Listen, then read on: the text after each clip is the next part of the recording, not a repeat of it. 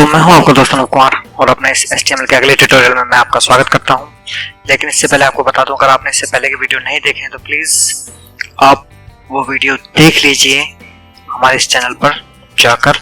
उस वीडियो को देखने के लिए उसके जो लिंक है वो नीचे डिस्क्रिप्शन में दिए गए हैं। और एक रिक्वेस्ट और करूंगा, अगर आपने हमारे इस चैनल को सब्सक्राइब नहीं किया है तो प्लीज हमारे इस चैनल को सब्सक्राइब कर लीजिए, क्योंकि इसमें कंप्यूटर से related tips and tricks and tutorials मिलते हैं जो बिल्कुल फ्री होते हैं। ठीक है, जो बिना टाइम गवाए आपको हमारे चैनल को सब्सक्राइब कर लेना चाहिए। चलिए शुरू करते हैं आज का ट्यूटोरियल। तो आज का जो हमारा अगला टैग है वो है HTML का frame tag. The frame tag define one particular window frame with a frame set. यानी कि जो फ्रेम टैग है ये फ्रेम सेट का चाइल्ड एलिमेंट है और ये एक पर्टिकुलर विंडो डिसाइड करने के लिए, डिफाइन करने के लिए यूज किया जाता है फ्रेम सेट टैग के जरिए। फ्रेम सेट टैग के अंदर इसका इस्तेमाल किया जाता है। मैंने इससे पिछले वीडियो में आपको बताया था फ्रेम सेट टैग के बारे में। और फ्रेम है, इसके अपने अपने अलग अलग एट्रीब्यूट हैं। सबसे पहले हम फ्रेम टैग के लिए फ्रेम यूज करते हैं। हम इसको ओपन कर लेते हैं नोटपैड। ठीक है, फ्रेम सेट के लिए इन सब की जरूरत नहीं होती है, मैंने पिछले वीडियो में बताया था आपको।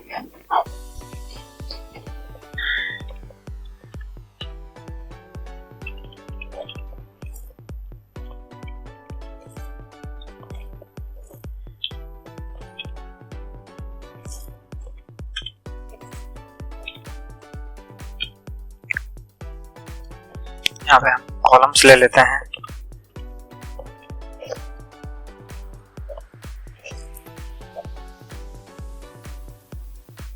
और यहाँ पर हम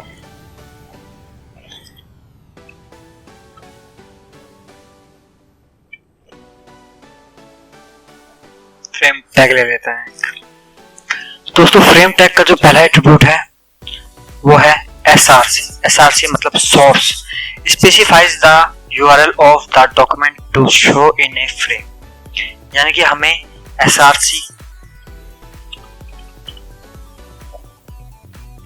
मैंने आपको कई बार बताया है, इससे पिछली वीडियो में बताया था कि कई एट्रीब्यूट सिंगल यूज होते हैं। कई एट्रीब्यूट्स के अंदर पहले एट्रीब्यूट लिखना पड़ता है, उसके बाद उसकी वैल्यू डालनी पड़ती है। तो ये एट्रीब्यूट है SRC और इसकी वैल्यू कई बार लिमिटेड होती है, जो हमें दी गई होती है कि आपको 1 डालना है, 2 डालना है, ऑन डालना है, ऑफ डालना है, ऐसा कुछ डालना है। और SRC मतलब सोर्स के अंदर वैल्यू डिफाइन नहीं होती है पहले से। आपको बताना पड़ता है कि वो पाथ या वो लोकेशन कहाँ है जहां से आपको इस पेज को इस फ्रेम के अंदर लगाना है। तो हम उसे बताते हैं कि हमारे यहीं पर हमने 3 पेज बनाए हुए हैं, ABC। ये हमारा पेज है A रेड कलर में, पेज B और पेज C। ठीक है जी, तो हम यहाँ पर डालते हैं A.html। ठीक है जी, अब इसी को हम करते हैं, यहाँ पर हम डालते हैं और यहाँ पर हम डालते हैं C। सेव किया। कॉल्स के अंदर मैंने आपको बताया था इनकी वैल्यू देनी पड़ती है, तो मैं दे देता हूँ उसको 30%। इसलिए इससे पिछले वीडियो में मैंने आपको बताया था यहाँ पे 3 वैल्यू देनी पड़ती है, और इसको देता हूँ 40%। इसको भी दे देता हूँ 30%। सेव किया और इसको अब रन करा के देखते हैं।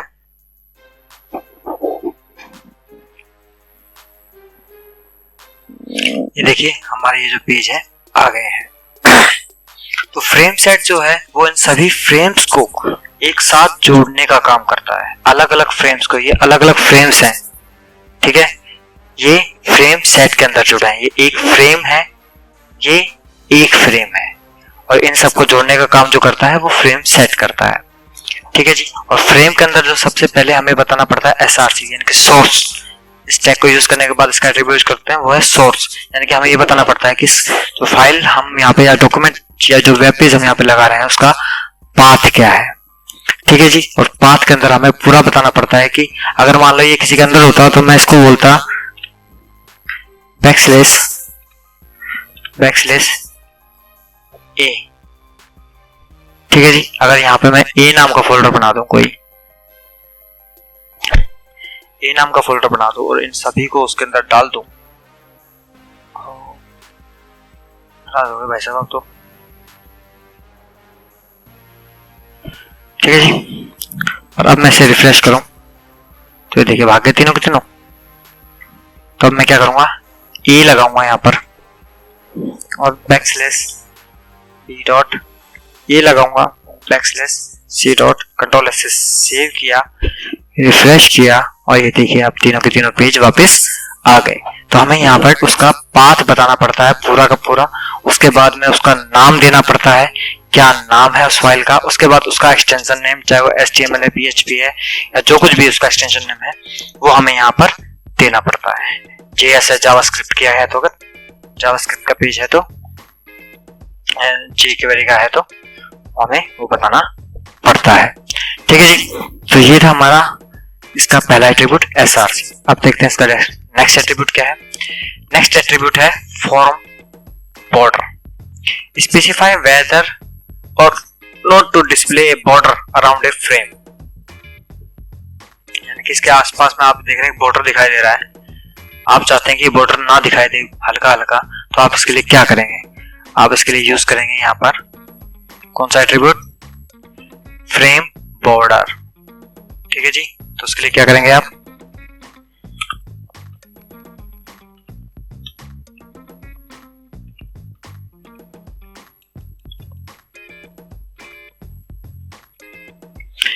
यहां पर इसकी दो वैल्यू डलती है, 0 और 1। 1 जो है वो बाय डिफॉल्ट होती है, तो यहां पर हम वैल्यू अगर नहीं दिखाना चाहते हैं तो हम डालते हैं 0। ठीक है। और हम इसी चीज को यहां पर इसी से कॉपी करते हैं, पेस्ट करते हैं, सेव करते हैं। अभी आप देखिए यहाँ पे बॉर्डर दिखाई दे रहा होगा आपको हल्का हल्का, हम इसे रिफ्रेश करते हैं। ठीक है जी। यहाँ पे आप देख रहे हैं हल्का हल्का जो लाइनिंग थी वो यहाँ से चली गई है। ठीक है जी। तो ये थे हमारा इसका दूसरा एट्रीब्यूट बॉर्डर फ्रेम, अगर हम बॉर्डर दिखाना चाहते हैं नहीं दिखाना चाहते हैं। तीसरा जो एट्रीब्यूट है इसका वो है मार्जिन लेफ्ट और margin height. Specify the top and the bottom margin of A frame, यानी कि जो फ्रेम है इसका जो मार्जिन ऊपर से या नीचे से कितना रखना है, ये मार्जिन हाइट एट्रीब्यूट के जरिए डिफाइन किया जाता है। कैसे, मैं आपको बताता हूं इसके बारे में। इसको तो हम हटा देते हैं फिलहाल, नहीं तो लाइन काफी ज्यादा लंबी हो जाएगी। और हम यहां पर यूज करते हैं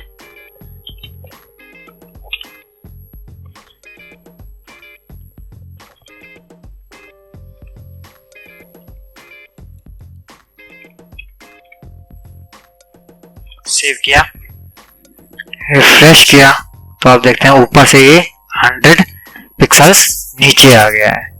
ठीक है जी। इसी तरीके से हम यहां पे लगाते हैं इसको,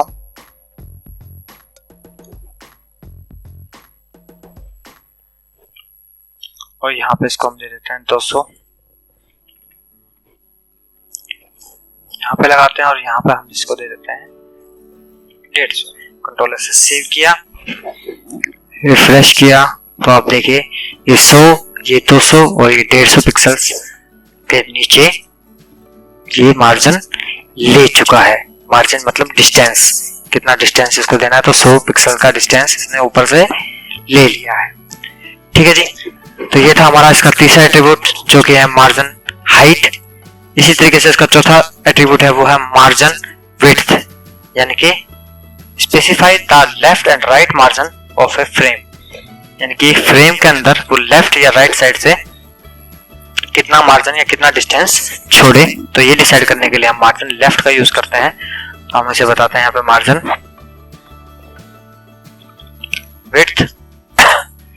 हमने इसे 100 दिया, हमने इसे सेव किया, हमने इसे रिफ्रेश किया तो ये देखिए पहले ऊपर से नीचे की तरफ आ रहा था, ऊपर से मार्जिन दे रहा था, अब इसने लेफ्ट साइड से मार्जिन छोड़ा है।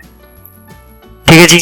तो ये हम मार्जिन हाइट ऊपर से या नीचे से मार्जिन देने के लिए और मार्जिन विड्थ लेफ्ट से या राइट से मार्जिन देने के लिए डिसाइड करते हैं। ठीक है जी। तो ये था हमारा फ्रेम टैग और इसके 4 attribute SRC, frame border, margin height और मार्जिन विड्थ। ठीक है जी, अगर आपको मेरा वीडियो अच्छा लगा हो या इसमें कुछ समझ में ना आया हो और आप दोबारा से इस वीडियो को चाहते हो तो प्लीज मुझे नीचे कमेंट कीजिए। अगर आपको ये वीडियो अच्छा लगा हो तो प्लीज लाइक कीजिए, शेयर कीजिए और कमेंट के जरिए बताइए आपको ये वीडियो कैसा लगा और हमारे चैनल को सब्सक्राइब जरूर कीजिए। मिलता हूं आपसे नेक्स्ट वीडियो में, तब तक के लिए शुभ रात्रि, जय हिंद।